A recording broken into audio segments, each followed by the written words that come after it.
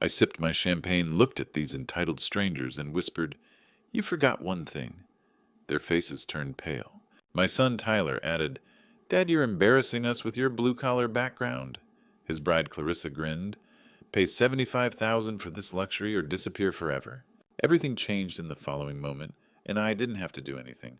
Tell me in the comments where you're listening from today before James enters that opulent resort where everything changed. You will probably be familiar with the sensation of being undervalued by others who believe they are superior to you, regardless of whether you live in a large metropolis or a small hamlet. As soon as I arrived at the Ocean View Resort, the rental car seemed like a betrayal. My economical sedan seemed lost as Mercedes and Bentleys lined the circular drive. White uniformed valets moved with trained efficiency, assisting customers out of cars that cost more than my yearly pension. I adjusted my cheap suit jacket, the best I had ever owned, which I had bought with a voucher from Men's Warehouse, and entered the most upscale resort on Nantucket. Beyond the immaculate lawns where my son Tyler was getting married, the Atlantic stretched into a world I had never been a part of. On expertly adorned tables, midday sunlight glinted through crystal cups. Designer-dressed women swooped between hydrangeas and white roses, their laughing excluding rather than embracing. Before I could hear the whispers, I could feel the looks. A woman with expensive skin looked at me, taking in everything from my sensible shoes to my graying hair. Practical shoes from a man who has spent his entire life working with his hands, not Italian leather. "That must be Tyler's father," she whispered. "The one from Boston. Blue collar, I believe." Her use of the word blue collar sounded infectious. A wedding coordinator came over grinning like a troubled guest. "Mr. Morrison, I'm Rebecca. I'll show you to your seat." For the ceremony. For the reception, table 18. It's in the back corner away from the family section. Miss Wellington felt it would be more comfortable, more cozy, where awkward family members are hidden away like unwashed clothes. I went past the classy place cards, the head table where my son would sit, and the family area where affluent guests would raise a glass to their success. Sitting in the shadows. Table 18 was occupied with distant cousins and coworkers who appeared just as dislocated as I did. I noticed her coming at that point. 25-year-old Clarissa Wellington exudes the assurance that comes from never checking bank accounts. Worn like armor, her wedding gown most likely cost more than Tyler's whole childhood wardrobe. Her high-end heels clicked on the stone with military accuracy as she moved purposefully. Behind her, well-dressed relatives observed from their high tables, their faces indicating that they were witnessing something repulsive but essential. As she got closer, Clarissa's smile never made it to her eyes.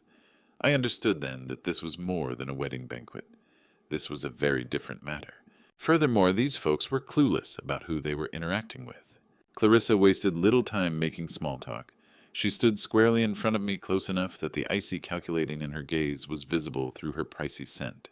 She said, "Mr. Morrison," with the authority that comes from having gotten exactly what she wanted all her life. "We need to discuss your contribution to this celebration." I put down my champagne flute and focused entirely on her. While other diners around us carried on with their chats, I sensed a slight change in vibe as tables nearby listened to our conversation. "My contribution? $75,000, she said casually as though talking about the weather. "For the luxury of being included in our family. Consider it an investment in maintaining the Wellington reputation." The number struck like a blow to the body. $75,000. More than I'd earned from my pension during the previous 2 years. "Clarissa, I don't have that kind of money." Her grin became piercing.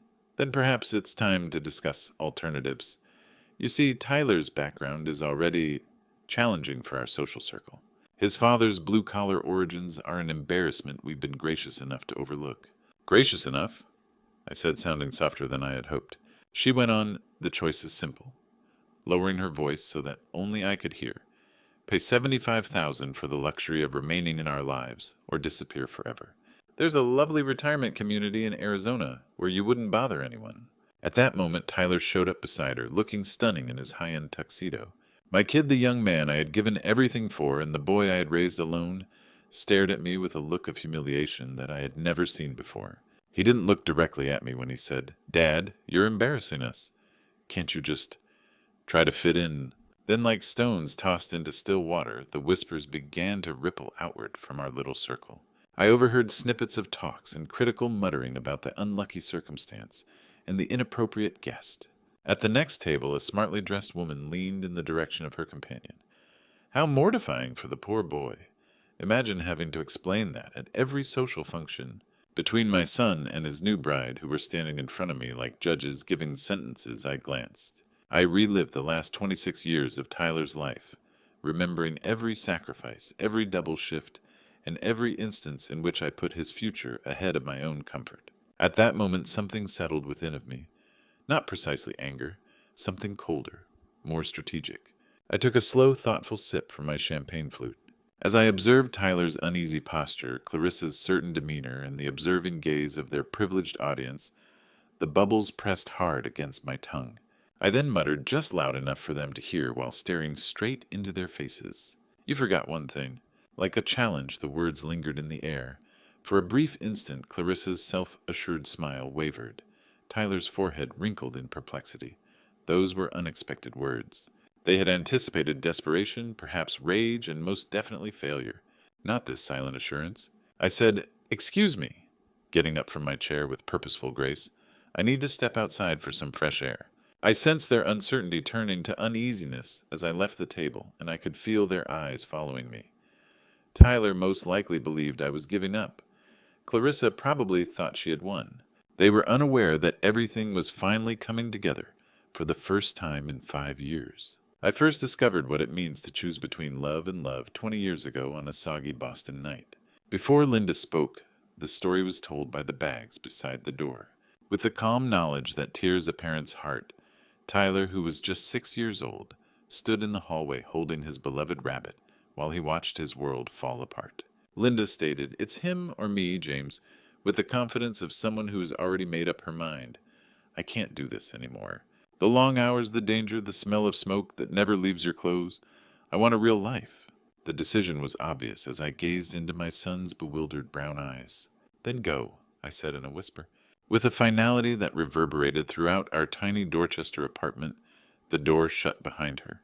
As Tyler ran into my arms, his bunny fell to the ground, and I gave him a promise that would shape our lives for the next 20 years. "I'll never leave you, buddy. Never." I lost everything because of those words. The Boston Fire Department evolved from a job to a means of survival. When other men went home to their spouses and nice dinners, I worked 3 shifts. In my 3rd year as a single father, my back began to hurt, but Tyler was able to attend St. Patrick's Academy rather than the poor public school in our neighborhood because to extra pay. The injury occurred during a South Boston warehouse fire. I was carrying an unconscious worker to safety when I was struck across the lower back by a blazing beam. I was fortunate to be able to leave, the doctors remarked. It took me 20 minutes on some mornings to get out of bed, and they didn't mention the chronic agony that would accompany me for the rest of my life. Tyler, however, was unaware. I explained that I had pulled a muscle at the gym I couldn't afford to join when he inquired why I walked differently. When my back finally made the choice, Captain Morrison became Inspector Morrison. Desk work, a smaller pension, and the silent humiliation of seeing younger men perform the profession I had cherished. I sold everything that wasn't fixed, including the motorcycle I intended to restore someday, my mother's crockery, and my father's watch. On a Tuesday, the acceptance letter from Harvard arrived. Despite the fear rising in my chest, Tyler's enthusiasm was contagious as he danced about our small apartment. The sum of the living expenditures, books, room and board, and tuition was astounding. Half of it would not be covered by my pension. Thus I accepted the security positions. Any shift that would work with my inspection schedule, including weekends at retail establishments and evenings at office buildings. Tyler's education required sacrifice, even if my back ached. I would smile and ice my back when he called from his dorm, enthusiastic about his new study group or his economics professor. He received a summa cum laude, MBA. As I sat in the Harvard Stadium audience, my back hurting and my dress uniform pressed, I watched my kid walk across the stage with a sense of pride. Every restless night, every doubled-over morning, and every medication I had taken to stay going felt worthwhile in that instant. In a few weeks, Tyler secured a job with a prominent Boston investing business. His college attire was replaced by designer suits. The monthly rent for his Back Bay condo was more than I had ever earned. He was able to communicate in a language that might as well have been foreign hedge funds and portfolio management. I assumed it would be sufficient to watch him triumph. I was mistaken. I had never received an invitation to the Harvard Alumni Networking event at the Fairmont Copley Plaza, but it was everything.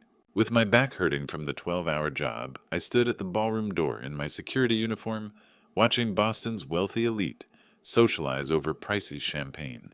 Tyler navigated the crowd as if he had been there all along. His well-fitting suit and assured handshake drew others into his orbit.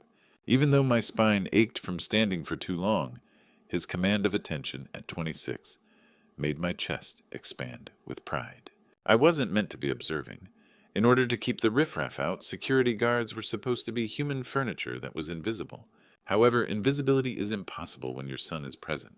Approaching Tyler with a microphone was the moderator, a silver-haired woman whose jewelry likely cost more than my yearly pension. The throng fell silent. "It was Tyler Morrison," she said, "one of our youngest success stories. Could you share the secret to your rapid success?"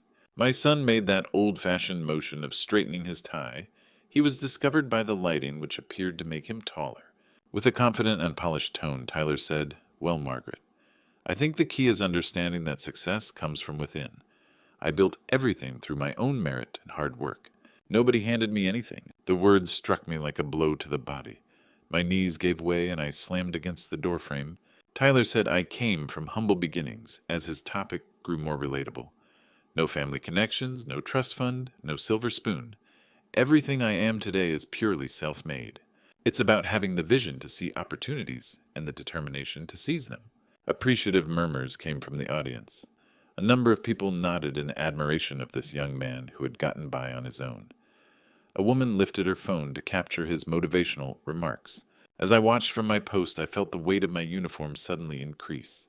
In 30 seconds, 20 years of dedication had been lost. Nothing remained of the triple shifts, the sold belongings, and the nights I had worked security while he slept soundly in his Harvard dorm. "The most important thing," Tyler continued as he gained steam, "is never making excuses, never blaming circumstances or other people for your situation. You have to take complete responsibility for your own success." A man wearing a pricey suit gave a hearty clap. Inspiring words from a truly self-made success story, made by oneself.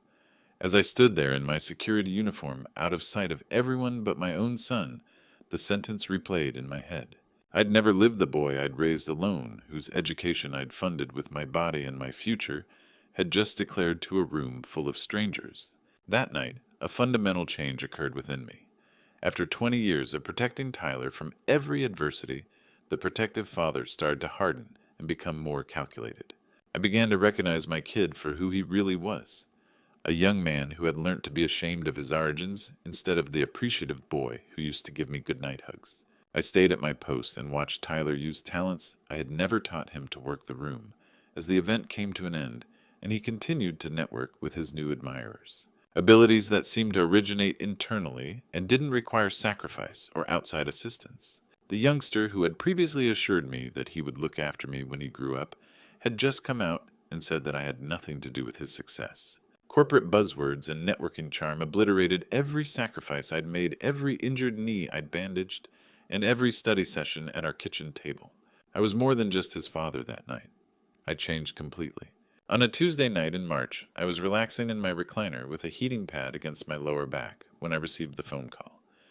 I hadn't heard Tyler's joy since he graduated from Harvard. His words, "Dad, I have incredible news," virtually oozed over the phone. "I'm engaged." I turned off the TV and focused entirely on him. "Engaged, Tyler. That's wonderful. When do I get to meet her?" "Actually, you met her briefly at a charity function last month. Clarissa Wellington." The name was like a kick to the stomach. Wellington.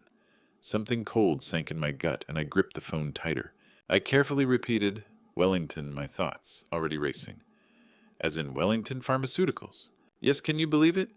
She's amazing, Dad. Beautiful, intelligent, from one of Boston's most respected families. Her father runs the pharmaceutical empire, Wellington Drugs. I was transported back 5 years by the name to insurance claims that felt too easy to warehouse fires that I had never liked, and to a family that had somehow escaped punishment. Dad, you still there?" "Yes, son, I'm here. Congratulations." However, my thoughts were diverted, transported back to the late evenings of 2018, when I had initially come across the Wellington name in my reports as a fire inspector. In the last 18 months, there have been 3 warehouse fires in Wellington locations, all of which had unusually large insurance claims. The burn patterns indicated expert accelerants, and the fires had been clean, too clean. I had been recording discrepancies for months, financial documents that were inconsistent, shipping manifests that disappeared, insurance adjusters who appeared more concerned with writing checks than looking into the reasons behind them. After 25 years of fire service, every gut feeling I had told me something wasn't right. I had initially been in touch with FBI agent Rebecca Thompson at that time. As a pharmaceutical crimes specialist, with years of experience investigating questionable conduct in the business, Becky was a straight shooter. After hearing my worries and looking over my records, she verified my suspicions the Wellington family was dishonest.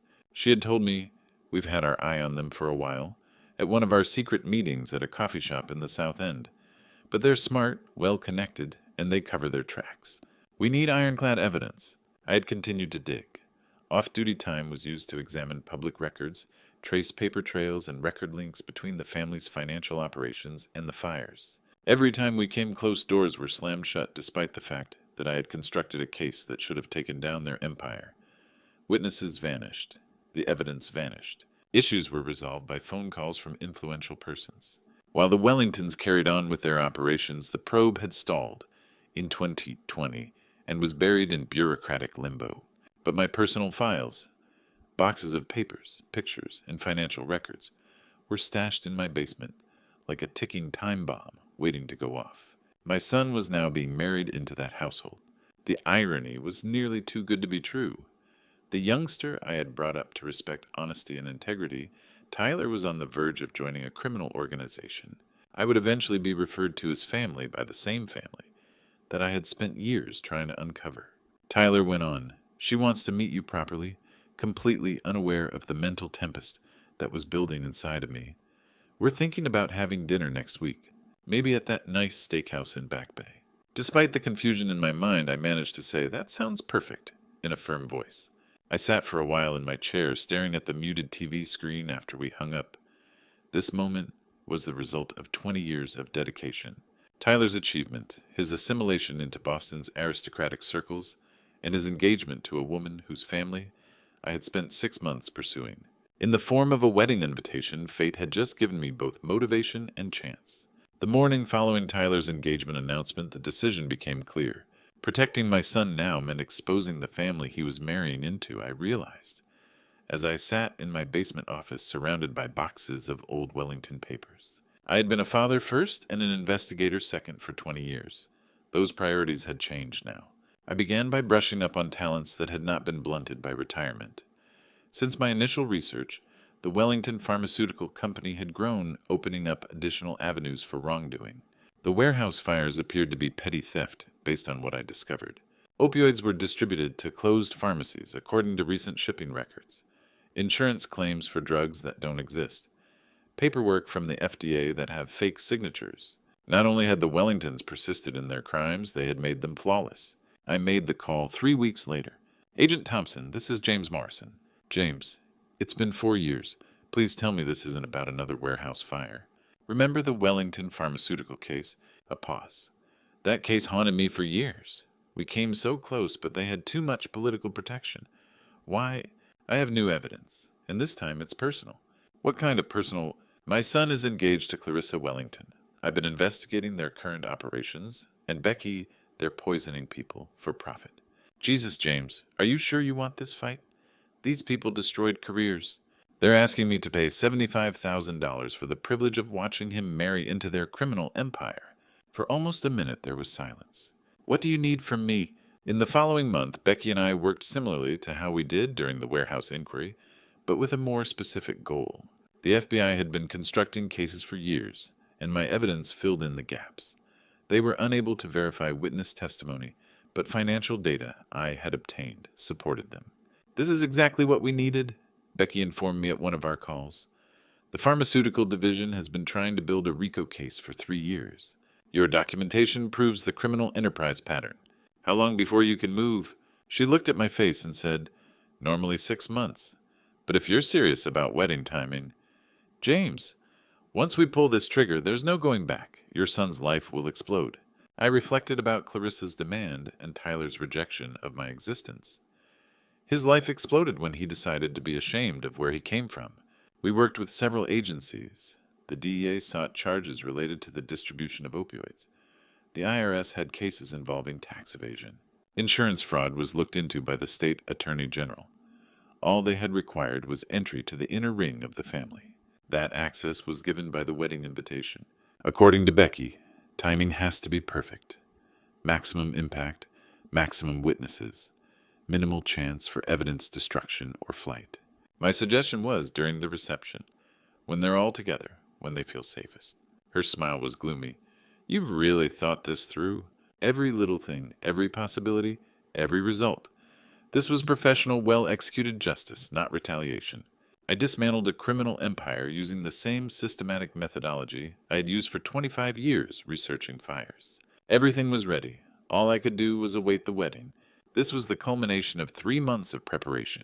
When I saw the first black SUV pull up to the main entrance of the Ocean View Resort, the reception had peaked. As Tyler and Clarissa worked the room like the social aristocracy they thought they were, I stood close to the bar, still sipping the same champagne I had been holding for an hour. The toast had just been announced by the wedding coordinator.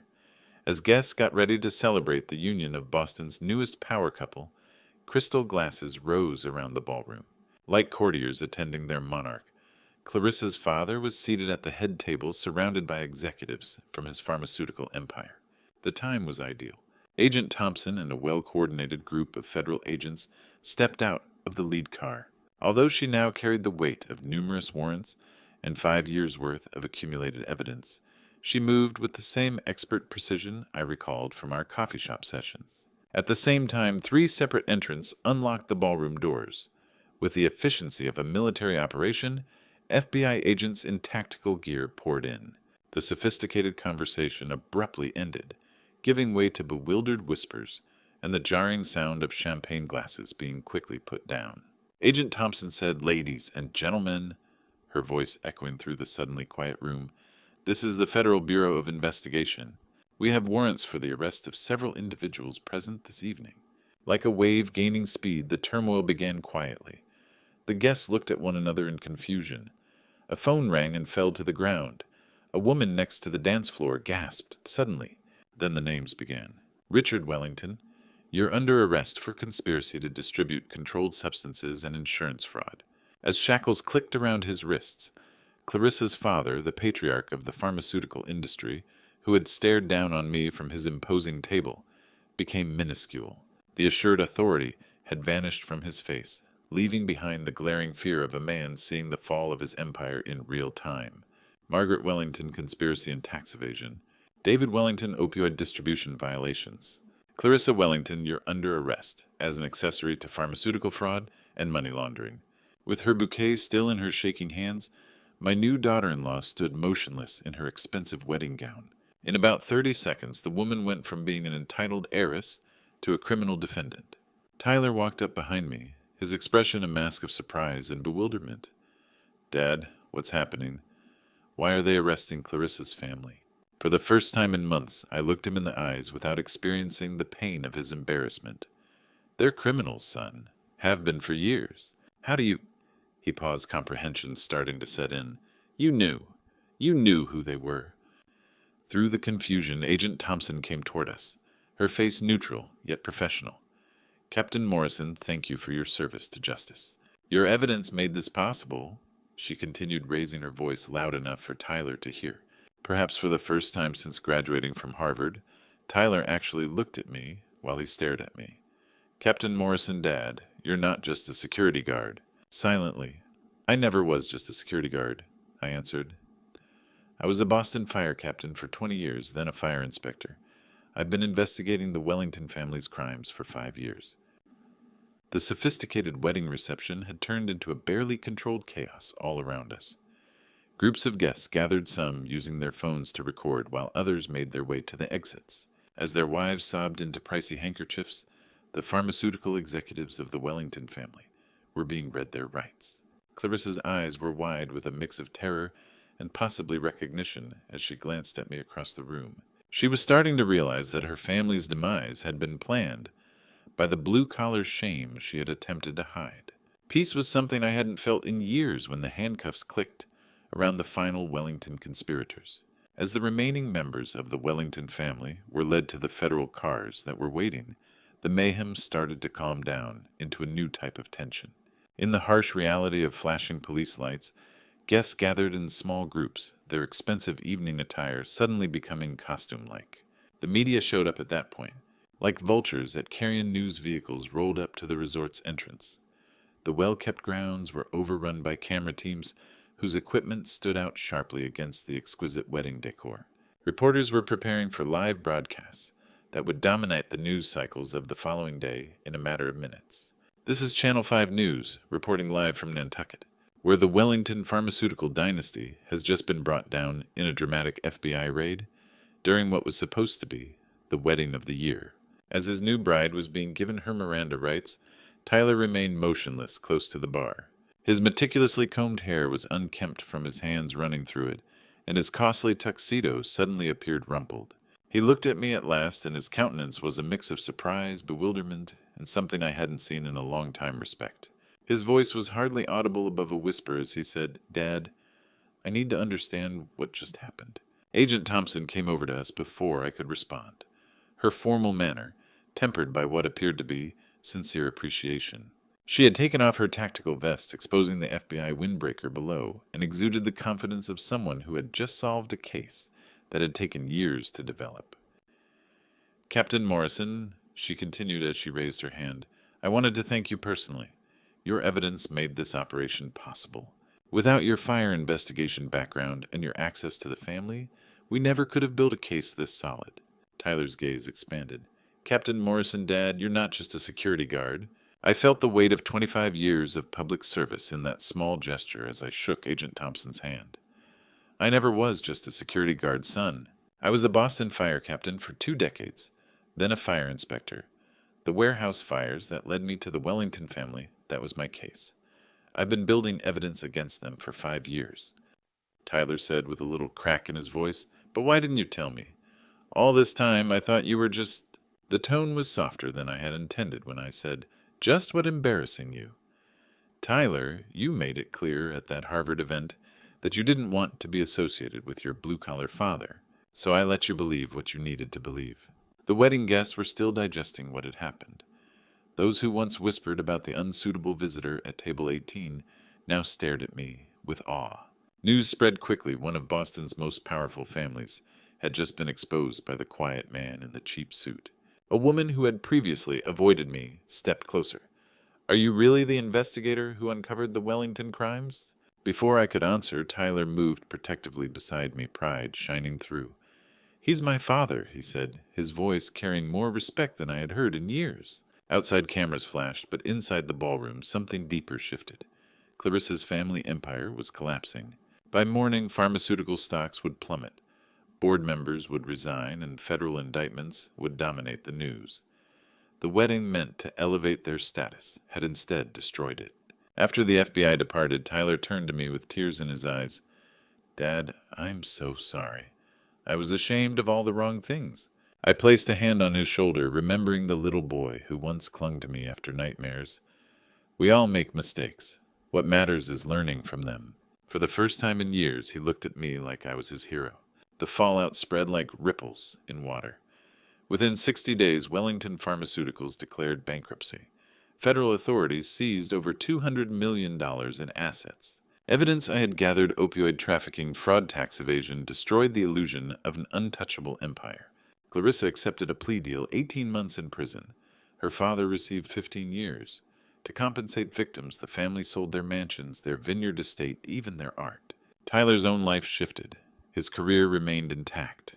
Colleagues knew he had no role in the crimes, but his engagement ended quietly. Once embarrassed by his blue-collar father, Tyler now spoke openly about the lesson he had learned.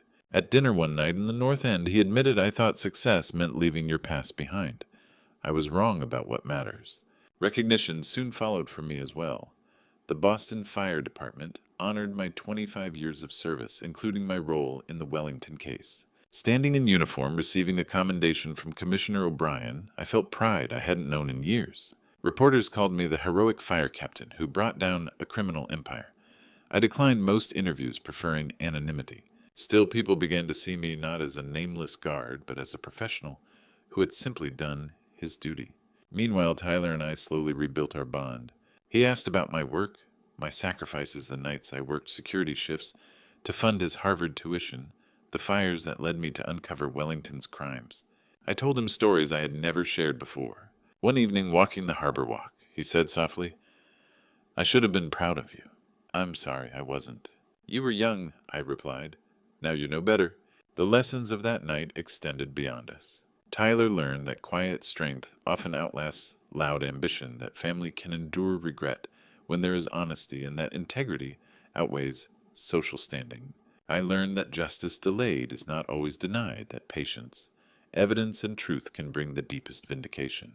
Today I consult for insurance companies and assist law enforcement on arson cases, applying the same methods that dismantled Wellington Pharmaceuticals. Respect has returned not through wealth, but through professional skill. On Sundays, Tyler visits. We watch football, share stories, and mend what pride and shame nearly broke. He is now with a teacher who respects his father's history and asks thoughtful questions about fire safety. That wedding night changed everything. For him, success no longer meant forgetting where he came from.